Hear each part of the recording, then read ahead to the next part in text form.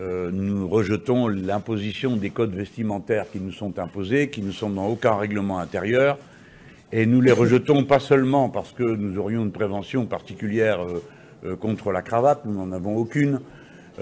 Parmi nous, certains la portent, d'autres ne la portent pas, mais nous ne supportons pas qu'on nous indique de quelle manière il serait bien séant de se vêtir.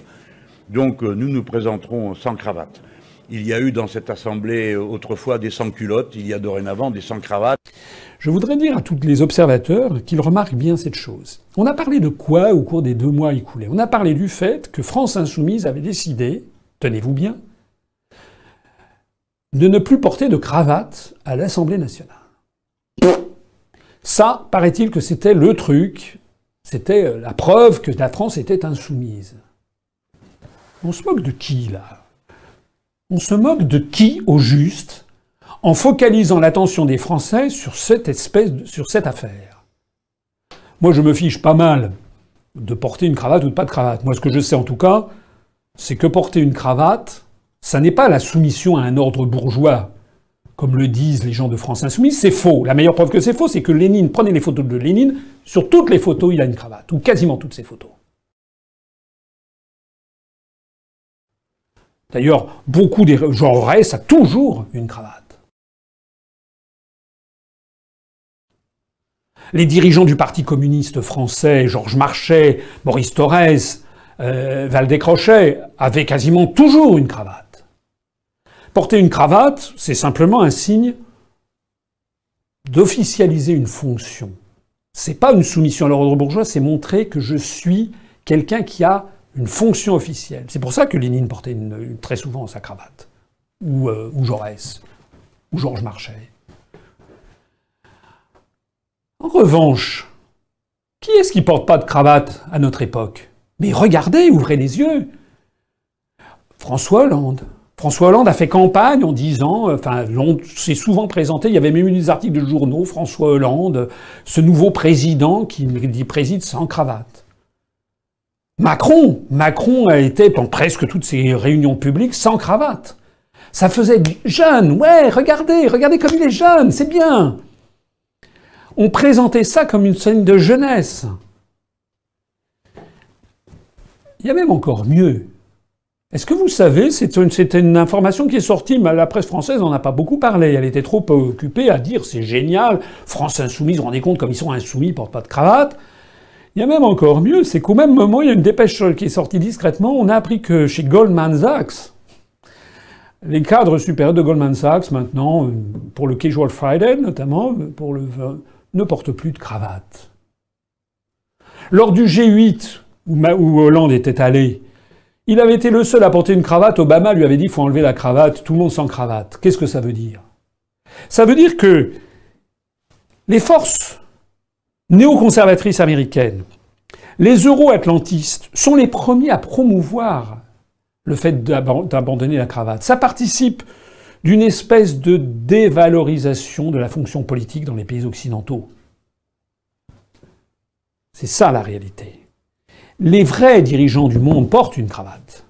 Les gens, les milliardaires, vous verrez rarement François Pinault, vous verrez rarement dans le club de Bilderberg, quoique si on a vu quelques cas de Bilderberg où les gens portaient pas de cravate, mais ce qui est très important, c'est que abandonner la cravate, ça veut dire en fait, bon, tout ça n'est pas très sérieux, et pourquoi pas ne pas y aller aussi en maillot de bain? Pourquoi est-ce que voilà, les gens de France Insoumise ne vont pas en maillot de bain? Voilà, puisque tout est permis. S'ils ne le font pas, c'est qu'ils se doutent bien que ça serait dévalorisé. J'ajoute d'ailleurs au passage, et pour clore ce chapitre, qu'il y a à l'Assemblée nationale un des députés indépendantistes polynésiens qui vient, lui, en Bermuda et en chemise à fleurs. On n'en a pas fait tout un fromage. C'est pourtant plus choquant. Et puis j'ajoute que dans les années 50 et 60, dans les années 50, sous la 4ème République, notamment avant la décolonisation, il y avait des députés français qui venaient, ou même des députés, par exemple, des grandes Comores, des Comores, dans les années 60 ou 70, ou de Djibouti, qui venaient en boubou à l'Assemblée nationale.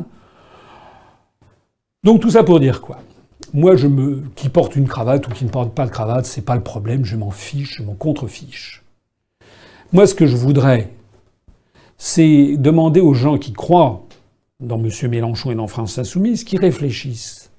Combien de fois M. Mélenchon et les gens de France Insoumise, depuis qu'ils sont au Parlement, là, depuis qu'ils sont à l'Assemblée nationale, combien de fois ils ont dénoncé à la tribune les grandes orientations des politiques économiques fixées par l'article 121 du traité du fonctionnement de l'Union européenne? Zéro. Combien de fois ils ont incriminé le gouvernement, notamment dans les émissions publiques ou à la tribune de l'Assemblée en disant « Vous êtes les larbins des traités européens, il faut sortir de l'Union européenne ». Zéro. De temps en temps, il y aura une vague truc en disant « Oui, les contraintes européennes, il faut changer d'Europe, etc. » Combien de fois M.